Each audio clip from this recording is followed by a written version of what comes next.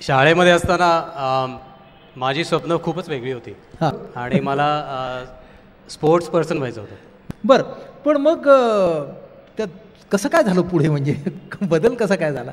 शाळेनंतर जेव्हा मी कॉलेजमध्ये गेलो तेव्हा मला बायोलॉजी विषयामध्ये जास्त आवड निर्माण झाली आणि मग तेव्हा असं वाटलं की या विषयामध्ये आपण आवडीने पुढे काहीतरी करू शकतो आणि ह्याच्यामध्ये खोलवर जाण्यासारखं काम संधी आहे.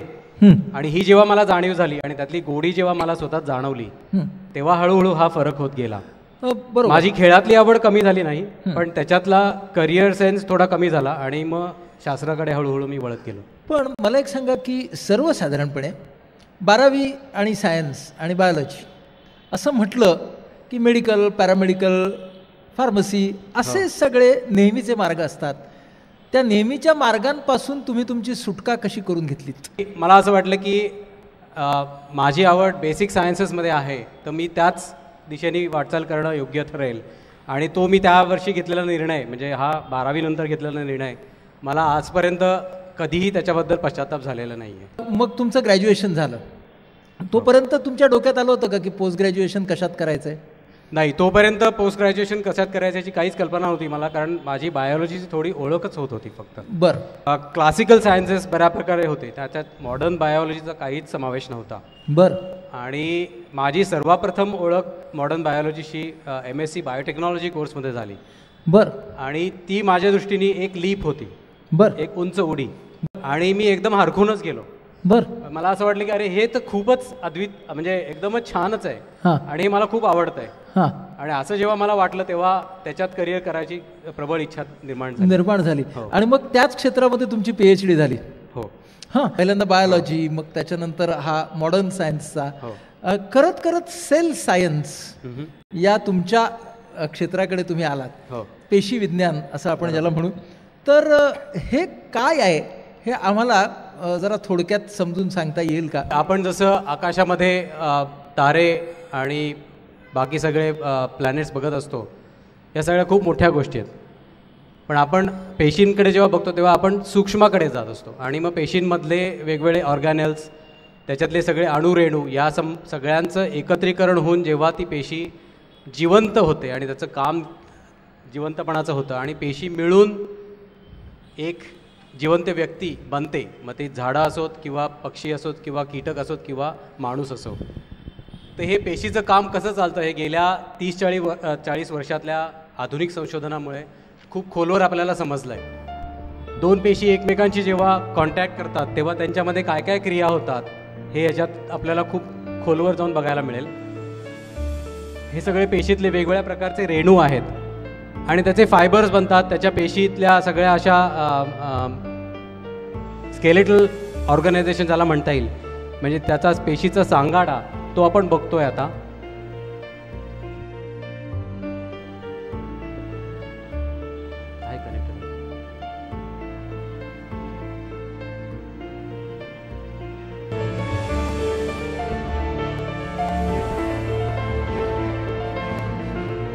वेगवेगळे पेशीतले रेणू एकत्र येऊन त्यांची शृंखला तयार होते आणि ती मोडते आणि अशा शृंखलेवरनं हे सगळे रेणू एकत्र येऊन एक शृंखला तयार झाली. अशा लाखो शृंखला एका पेशीमध्ये असतात आणि त्याच्यावरनं हे जे आता आपल्याला चालताना दिसतोय हा एक रेणू, ट्रकमधनं सामान जसं एका शहरातनं दुसरीकडे नेलं जातं तसं ते पेशीतल्या एका टोकापासून दुसरीकडे सगळं सामानाचं भंडार घेऊन जातं.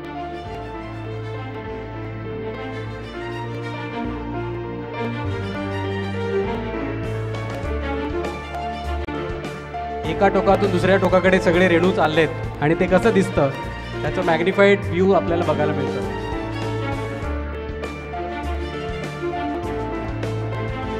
प्रोटीन्स कशी तयार होतात, म्हणजे अक्षरशः आपण चकल्या बनवतो तसं ते प्रोटीन तयार होतं प्रत्येक पेशीमध्ये एका सेकंदाला हजारो या संख्येने. हे दिसतं इथे तसं.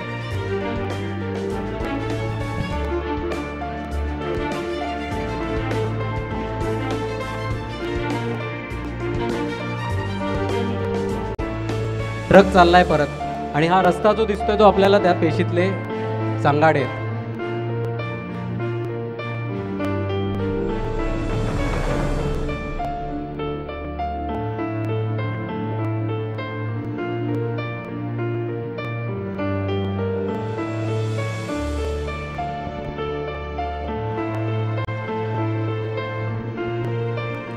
पेशीसुद्धा एकमेकांची शेकहँड करतात आणि तुम्ही आता बघाल ते एक रेणू एकमेकांना सांगतायत की मी आहे इथे आणि माझ्याकडे या तुम्ही.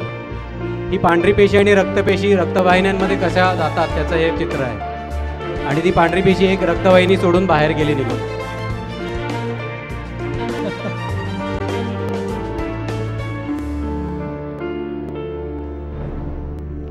वाव. असं म्हणतात की प्रत्येक पेशीमध्ये एक विश्व आहे. अगदी खरंच. आणि तुम्ही नेमकं काय करता, म्हणजे या संशोधनाची माणसाला मदत कशी होते तुमच्या? त्यासाठी मला एपिजेनेटिक्सबद्दल आता सांगायला लागेल तुम्हाला. सांगा. आणि ते सुद्धा एक प्रेझेंटेशन मी दाखवतो. चालेल. तर या प्रेझेंटेशनचं टायटल मी असं दिलं आहे, फ्रॉम जीनोम टू एपिजिनोम. जीनोम म्हणजे आपल्या शरीरातल्या सगळ्या जनुकांचा संचय, ज्याला आपण जेनेटिक ब्लूप्रिंट म्हणतो, त्याचं नाव जीनोम. आणि हा प्रत्येक पेशीमध्ये असतो, प्रत्येक जिवंत प्राण्यामध्ये असतो, झाडांमध्ये पण असतो. तर मग एपिजिनोम म्हणजे काय नक्की? जीनोम आपल्याला थोड्या प्रमाणात माहिती आहे, ऐकलेला तरी हा शब्द. जीन्स आपल्याला माहिती आहेत, पण मग एपिजीन्स म्हणजे काय, एपिजिनोम म्हणजे काय? एपीचा अर्थ वरती किंवा पलीकडे. तर हे जीनोमच्या पलीकडे जाणारं शास्त्र आहे. तर मग ह्याच्यामध्ये जीनोमच्या पलीकडे जाण्यासारखं काय आहे आणि त्याच्यातनं आपण काय बोध घ्यायचा हे मी तुम्हाला पुढच्या 5 मिनिटात सांगतो. हे जे चित्र तुम्हाला दिसतंय आत्ता, तुम्हाला असं वाटेल की मी कुठल्या तरी लायब्ररीत तुम्हाला घेऊन गेलो आहे. तर या शेल्फमध्ये जेवढी पुस्तकं दिसत आहेत, ती सगळी पुस्तकं जर का तुम्ही जवळ जाऊन बघितलीत आणि वाचायचा प्रयत्न केला तर त्या पुस्तकामध्ये ही माहिती तुम्हाला दिसेल. आणि ही जर का तुम्ही वाचायला गेला तर तुम्हाला हे कळतं की ही रोमन लिपीतली अल्फाबेट्स आहेत, पण त्याचा काही बोध होणार नाही तुम्हाला. तर ती जी अक्षरं तुम्हाला दिसत आहेत, ती अक्षरं म्हणजे आपल्या जीनचा सिक्वेन्स आहे. आणि ही जी पुस्तकं सगळी आहेत त्या एका शेल्फमध्ये, त्या शेल्फची उंची आहे 15 फूट. आणि या 15 फुटामधल्या या जवळजवळ 100 व्हॉल्यूम्समध्ये जेवढी माहिती आहे तेवढी आपल्या शरीरातल्या प्रत्येक पेशीमध्ये असते. बाप. ह्या आपल्या जीनोमचा एक सिंगल प्रिंट जर का काढली आपण तर ती एवढी माहिती असते. आणि एवढी माहिती, एवढे सगळी एवढं मोठं भांडार आपल्या शरीरातल्या प्रत्येक पेशीमध्ये असतं. आणि आपल्या शरीरात अनेक खर्व इतक्या पेशी आहेत, ट्रिलियन्स ऑफ सेल्स. म्हणजे आपण केवढी माहिती बाळगतो जवळ आणि आपल्याला याची काही कल्पनाच नाही आहे.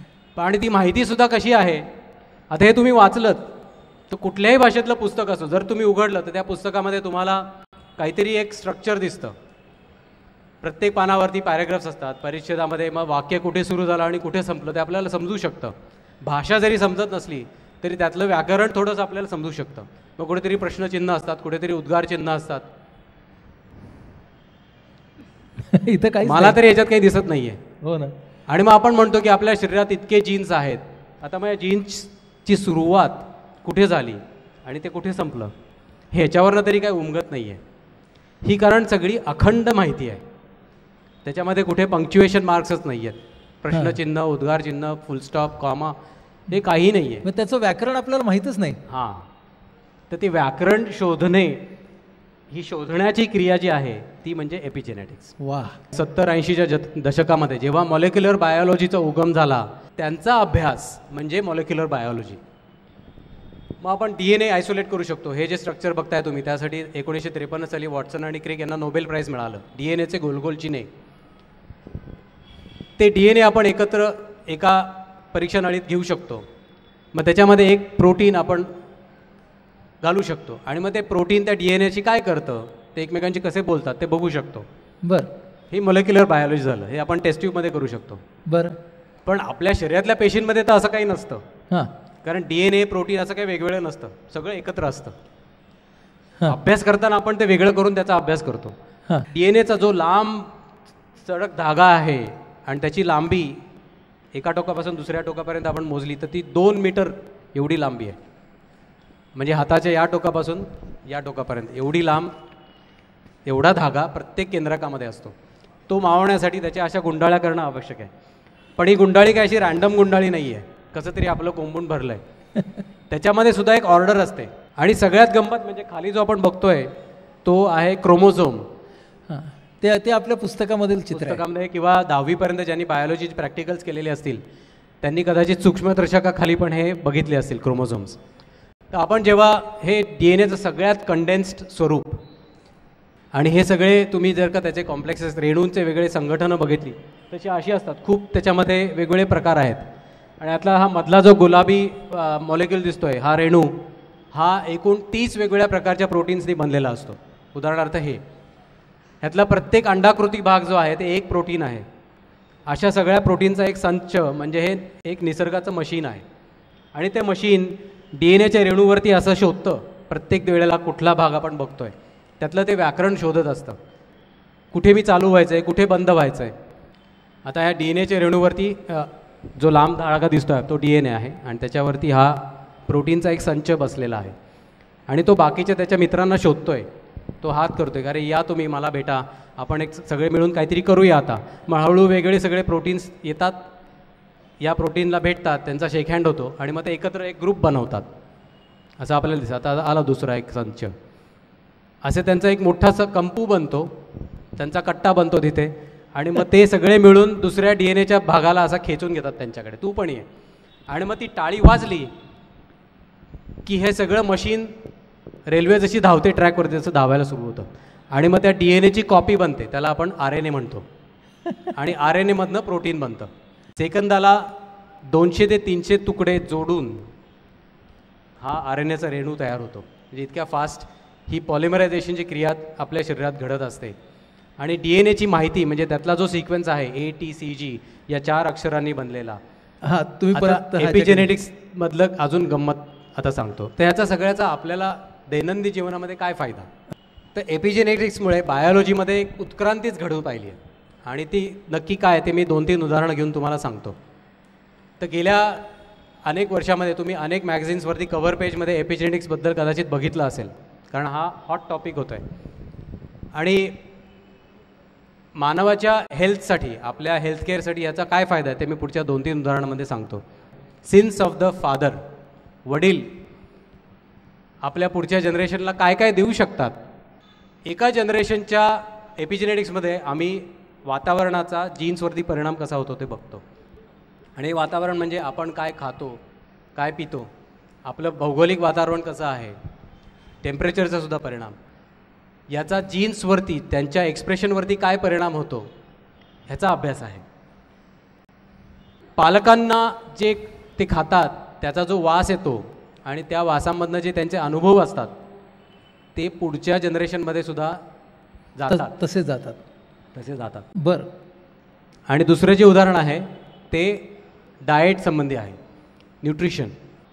3 महिने उंदरांच्या एका ग्रुपला 3 महिने हाय फॅट डाएट दिलं, त्याच्यामध्ये लिपिड्स जास्त होती.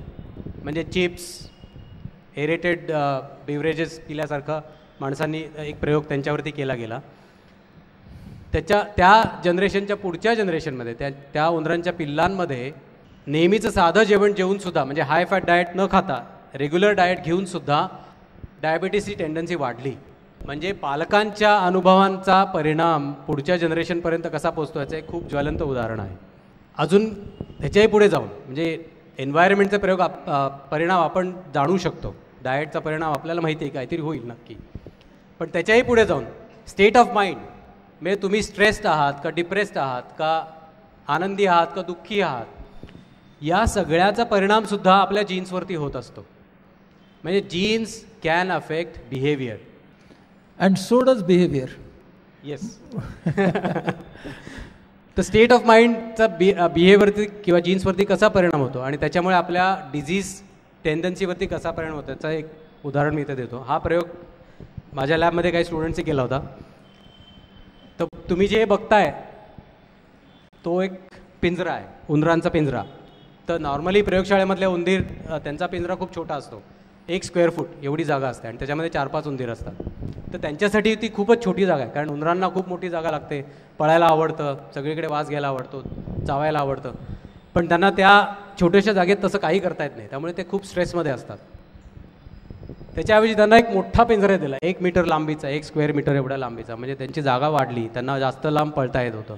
त्या पिंजऱ्याच्या आतमध्ये अशी वेगवेगळी खेळणी ठेवली त्यामुळे त्यांना जरा इंटरेस्ट वाटेल अशा गोष्टी करता यायला लागल्या. त्यांच्यासाठी एक छोटीशी ट्रेडमिल होती, मग ते बोगद्यातनं जाऊ शकायचे आणि मग त्यांना वेगवेगळे सरफेसेस होते असे धुंडाळायला, चावायला वेगवेगळ्या गोष्टी होत्या.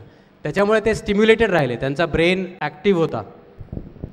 छोट्या केजमधले बोर्ड एकदम स्ट्रेस्ड रॅट्स आणि या मोठ्या केजमधले असे जरा उत्साही, तरतरीत, फिट असे सगळे आणि इंटेलेक्च्युअली किंवा स्टिम्युलेटेड. तर त्याला एनरिच्ड एन्व्हायरमेंट असं मी म्हटलं. आणि मग या दोघांच्या ब्रेनमध्ये काय परिणाम होतात तर त्याच्यावरती दुसऱ्या संशोधकांनी केलेल्या संशोधनावरती आधारित एक चित्र मी दाखवतोय. त्यांनी काय दाखवलं की या सगळ्या सेन्सरी इनपुट्स, दृष्टी, कान, या सगळ्या इंद्रियांमधनं येणारे इनपुट्स ब्रेनमध्ये जेव्हा जातात त्याच्यातनं शरीरातल्या पूर्ण फिजिओलॉजीवरती परिणाम होतो आणि त्याच्यामुळे तुमच्या शरीराची केमिस्ट्री जे म्हणतो आपण ती संपूर्ण बदलते. आणि त्याच्यामुळे त्यांनी पुढे जाऊन ते काय दाखवलं की या अशा बोर्ड आणि स्टिम्युलेटेड रॅट्सच्या 2 ग्रुपमध्ये जेव्हा त्यांनी कॅन्सर च्या पेशी त्याचं रोपण केलं, इंजेक्ट केल्या, रोपण केलं, तेव्हा जे बोर्ड रॅट्स होते त्यांना 3 महिन्यात मोठे मोठे ट्युमर्स तयार झाले. पण जे स्टिम्युलेटेड रॅट्स होते आणि जे आनंदी असावेत असा आपण निष्कर्ष काढतो, त्यांना सांगता येत नाही पण ते आनंदी असावेत असं आपण म्हणूया, त्यांना कॅन्सर झालाच नाही. आणि हा जगातल्या अत्युच्च लेवलच्या जर्नल्समध्ये प्रसिद्ध झालेले सगळे निकष आहेत. त्याच्यामुळे याच्यामध्ये काही म्हणजे शंका घेण्यासारखं काहीच कारण नाही आहे. म्हणजे मन हे आपल्या रोगप्रतिकार शक्तीवरती परिणाम खूपच महत्त्वाचं कारण. हो, त्यामुळे एपिजेनोमिक काही असेल मेकॅनिझम तर ते रिव्हर्सिबल आहे. त्यामुळे तुम्ही तुमची लाईफस्टाईल, व्यायाम, डाएट, न्यूट्रिशन हे बदललं तर तुमची डिझीज प्रॉपेन्सिटी सुद्धा बदलू शकते किंवा मनस्थिती बदलली, मनस्थिती, स्ट्रेस लेवल, डिप्रेशन जर का कमी केलं, आनंदीपणा वाढवला तर तुमचे कॅन्सर, डायबिटीज अशा प्रकारच्या डिझीजची जी ससेप्टिबिलिटी आहे ती सुद्धा कमी होऊ शकते. हे आता विज्ञान सांगतंय, आपल्याला सिद्ध केलेलं आहे, हे विज्ञानाने सिद्ध केलेलं आहे. आणि हे तुम्ही जे काम करता ते तुम्ही आम्हाला सांगितलं या तऱ्हेचं. किती इंटरेस्टिंग आहे तुमचं काम. हे काम तुम्ही कुठे करता? हे काम मी पुण्यातल्या Indian institute of science education and research या आयसर थोडक्यात या संस्थेमध्ये करतो. आयसर ही एक नवी संकल्पना आहे. भारतातल्या सगळ्या शैक्षणिक संस्था जर का आपण बघितल्या, युनिव्हर्सिटीपासून रिसर्च करणाऱ्या संस्थांपर्यंत, तर त्याच्यामध्ये कुठेच असं शिक्षण आणि संशोधन यांची सांगड घातलेली नव्हती आतापर्यंत. आणि तुम्ही परदेशातल्या जर का युनिव्हर्सिटीज बघितल्या, अमेरिकेतल्या किंवा युरोपमधल्या किंवा बाकी काही देशांमधल्या, तर तिथे अत्युच्च संशोधन आणि शिक्षण हे एकाच ठिकाणी होतं. पण भारतातल्या युनिव्हर्सिटीमध्ये त्या लेवलचं कार्य अजूनपर्यंत होत नव्हतं. तर सरकारने हीच गॅप जी आहे ती ओळखली आणि अनेक शास्त्रज्ञांनी एकत्र येऊन अशी ऑफर दिली की आपण नवीन युनिव्हर्सिटीज निर्माण करूया की ज्याच्यामध्ये उत्तम शिक्षण आणि उत्तम संशोधन हे एकाच ठिकाणी, एकाच छताखाली होईल. आणि हे शिकवणारे दुसरे कोणी नसून, हे शिक्षक नुसते नसून ते संशोधक पण असतील. त्यामुळे आयसरसारख्या शिक्षण संस्थेमध्ये शिकवणारे सगळेच संशोधकच आहेत. आणि ही गोष्ट खूप महत्त्वाची आहे की 12वी नंतरही प्रवेश करू शकतो, ग्रॅज्युएट लेव्हलला आणि पोस्ट ग्रॅज्युएट लेव्हलला. हेही एक वैशिष्ट्य म्हटलं पाहिजे की या तऱ्हेच्या वातावरणामध्ये नाहीतर पोस्ट ग्रॅज्युएटनाच फक्त प्रवेश असायचा, तर आता 12वी नंतर हा प्रवेश मिळू शकतो. ही गोष्ट सुद्धा महत्त्वाची आहे. कारण विद्यार्थ्यांना म्हणजे सगळ्यात उत्तम सूत्र म्हणजे कॅच देम यंग. जर का लहानपणीच त्यांनी विज्ञानाची कास धरली तर त्यांना त्यातली गोडी जास्त वाढेल आणि तेच पुढचे शास्त्रज्ञ होतील. आणि आयसरनी ते चित्र कम्प्लिटली बदललेलं आहे. संशोधन क्षेत्रामध्ये करिअर करायची इच्छा असणाऱ्या विद्यार्थ्यामध्ये खास असे कोणते गुण असले पाहिजेत? चिकाटी हा एक खूप महत्त्वाचा मुद्दा आहे. कारण जर का तुम्ही घेतलेली गोष्ट सहजपणे सोडून देणारे असलात तर रिसर्च कदाचित जमणार नाही. कारण रिसर्चमध्ये फेल्युअर्स खूप जास्त असतात, सक्सेस कमी असतात. पण सक्सेस मिळाल्यानंतर ते जे थ्रिल आहे ते म्हणजे एकदम माउंट एव्हरेस्टवरती जाण्यासारखं असतं. तुम्हाला असं थ्रिल कधी मिळालं? माझी लॅब सुरुवात 2001 झाली. NCCSमध्ये जॉईन झालो तेव्हा. आणि त्याच्यानंतर 5 वर्षांनी आम्ही या सगळ्या सांगाडा जो आहे क्रोमोझोमचा, त्याची ऑर्गनायझेशन, त्याच्या गोंडाळ्या वगैरे कशा होतात त्याचा अभ्यास करत होतो. आणि त्याचा एक फॉर्म्युला आम्हाला काही सापडत नव्हता. तो जेव्हा एका दिवशी आम्हाला सापडला की त्यातले बदल, हे जे मी म्हटलं ते सारखे होत असतात बदल, ते बदल कसे होतात आणि त्याच्या जीन्सच्या ॲक्टिव्हिटीवरती काय परिणाम होतो ह्याचं सूत्र जेव्हा आम्हाला सापडलं, ती अशीच एक तो दिवस मला अजून आठवतो. अक्षरशः अंगावरती रोमांचे उठले इतका तो. आणि किती साली आला तो दिवस? 2006 साली. म्हणजे 6 वर्ष काम केल्या, 5 वर्ष काम केल्यानंतर तो दिवस आला की जो तुमच्या अजूनही स्मरणात आहे. तुमचा टिपिकल दिवस कसा असतो आजचा? संशोधनामध्ये सगळ्यात जास्त वेळ जातो आणि त्याच्यासाठी माझा ग्रुप मोठा आहे, त्यामुळे प्रत्येक दिवशी 4 ते 5 लोकांना मी भेटतो. त्यांच्याशी भेटून त्यांच्या कामाबद्दल बोलायचं, त्याच्यामध्ये काही ट्रबल शूटिंग असेल ते करायचं. किती मोठा ग्रुप आहे तुमचा? आता 22 जण आहेत. 22 सायंटिस्ट ग्रुप आहे. बरं. मग त्याच्यामध्ये MSc करणारे विद्यार्थी, PhD करणारे विद्यार्थी, पोस्ट डॉक्टरेट करणारे विद्यार्थी आणि सायंटिस्ट, ज्युनियर लेवल सायंटिस्ट, असे सगळ्यांचं 22 जणांचं तुमचं डिपार्टमेंट आहे. मग तुमच्या दिवसाला ठराविक तास असतात का? नाही, अजिबातच नाही. नाही नाही. मला एक मगासपासून नवल असं वाटतं की तुम्ही इतकं छान मराठीमध्ये विज्ञान आम्हाला कसं समजावून सांगू शकला.